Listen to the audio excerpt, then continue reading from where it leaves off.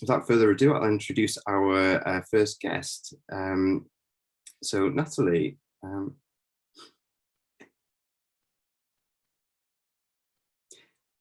Natalie Jones is the Director of Digital Identity at GDS. Hi, Natalie, and welcome.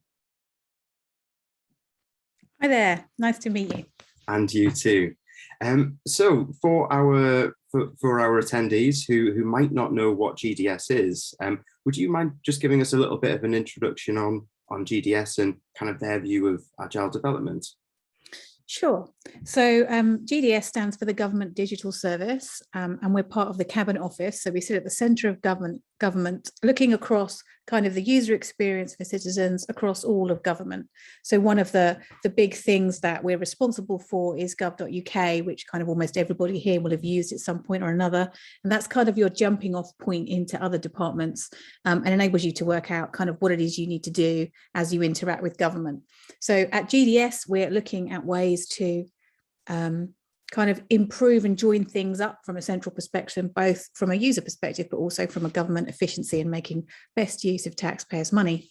In terms of how the Government Digital Service views agile delivery, GDS has been around about 13, 14 years and effectively was kind of agile from the off. It was the part of government that drove the agile transformation that kind of rippled across government.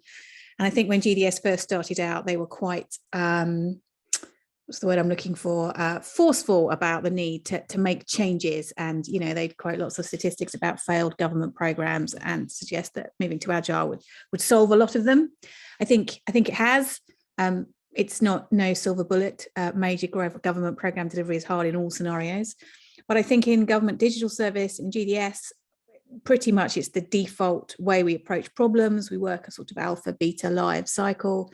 Our unit of delivery is an empowered team that's multidisciplinary. You know, we put user needs first, we iterate, we learn things, continual delivery. So I think the sort of way they view agile delivery is quite mature comparatively to some government departments who perhaps haven't been doing it for as long. Fantastic, thank you. And so looking at the pandemic then, what have you and the teams that you've been involved with learned from our time all working at home?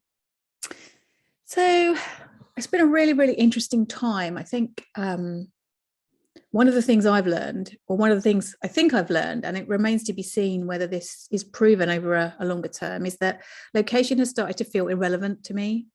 I think agile practices are all about communicate, build relationships with people, small feedback cycles. And I think when lockdown hit, we all had to scramble to work out what we were going to do. If you think about software development, which is really what GDS do, that sort of distributed model where you might have a development center in a different country or a different time zone, it's been around for a while across industry, but it's not leveraged as much in government. And you start to realize how they've made it work. You've got to put effort in, you've got to think about what you do, but actually both from a team perspective, a team being based in a location where perhaps they're working with a team that's somewhere else, or a genuinely disparate team where one member lives in the Outer Hebrides and another lives in Land's End, both have come together and worked. And I think teams have found their own ways to support each other and maintain kind of team health. And I've seen all sorts of things from you know, one particular team was doing chocolate tasting and they all had boxes delivered with the same chocolate and had tasting notes. Another one went for port and cheese. I suppose you could combine them. I'm not sure how well that would go. Others that do, you know, found a YouTube video of a woman cooking dinner and they've all bought all the ingredients and they cook dinner and have virtual dinner together.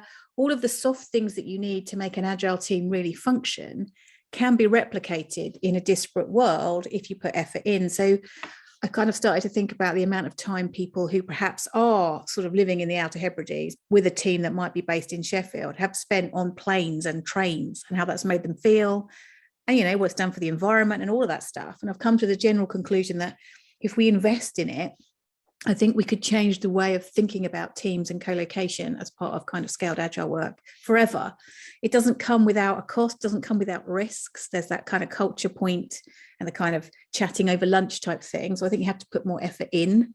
But I think if people view it as valuable in terms of the benefits it gives them in terms of their kind of work-life balance, I think certainly I don't think we should just make a blanket assumption that it can't be done anymore, which I think possibly sometimes, certainly in government, it did. Yeah, I can see what you mean there. One of the, I guess, challenges that we have is it is potentially fostering team spirit and building personal connections whilst not being, side by side or face to face. How do you think that we can achieve that with distributed teams?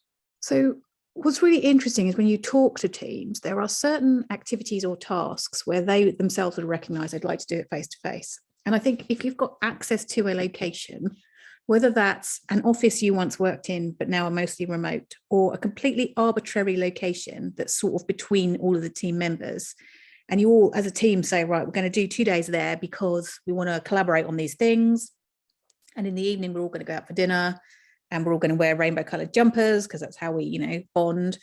I think that can be really useful. What my chief architect recently ran a 2-day kind of cross-government workshop into digital identity, and they went to Leeds. GDS don't have an office in Leeds. It was geographically the place that was in the middle, and they just sorted it out themselves and went. And I think that's how they're building that team spirit. I think you can also be a little bit creative around how you do things with some of the kind of examples I've given previously. I think one of the biggest challenges working remotely is those incidental conversations that spark ideas and that drive things forwards. And I think that's the bit that's kind of hardest to replicate.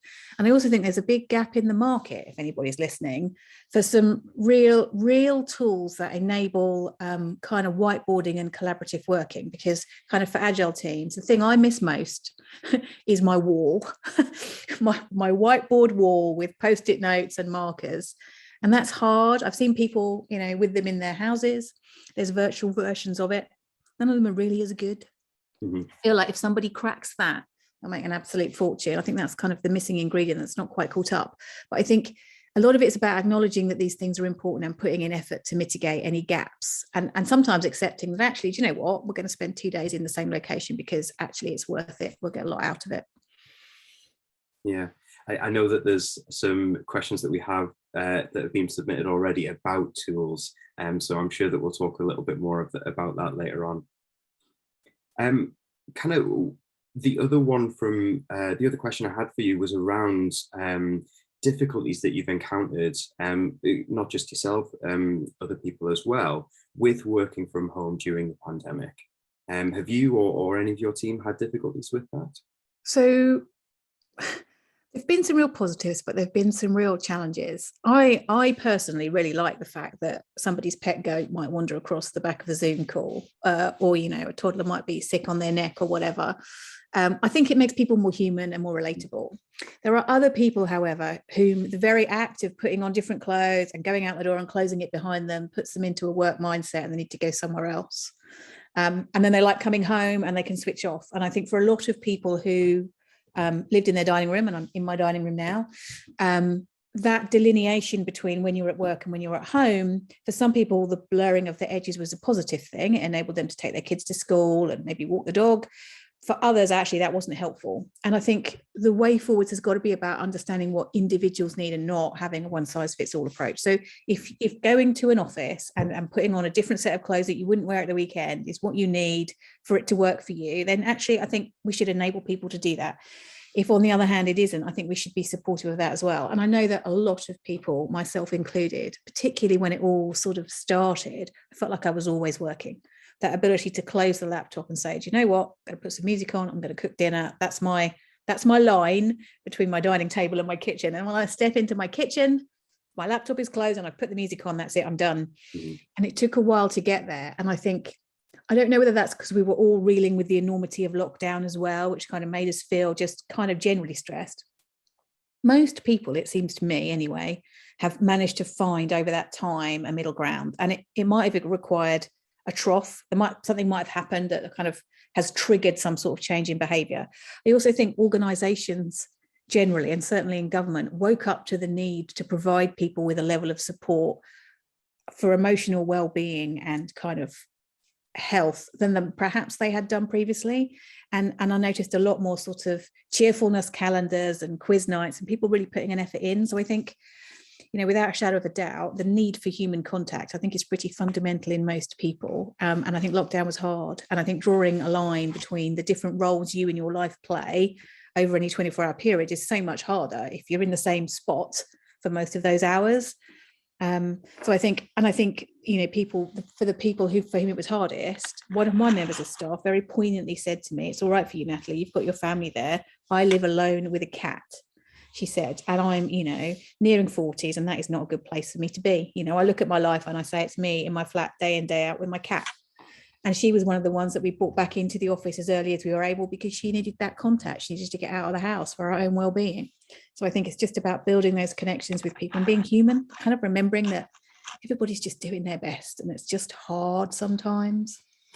Yeah, I can certainly appreciate that. And I know that I've struggled with the kind of the work home boundaries as have most people. Fantastic. Well, thank you very much, Natalie. We'll be speaking to Natalie later on in the panel Q&A. So thank you.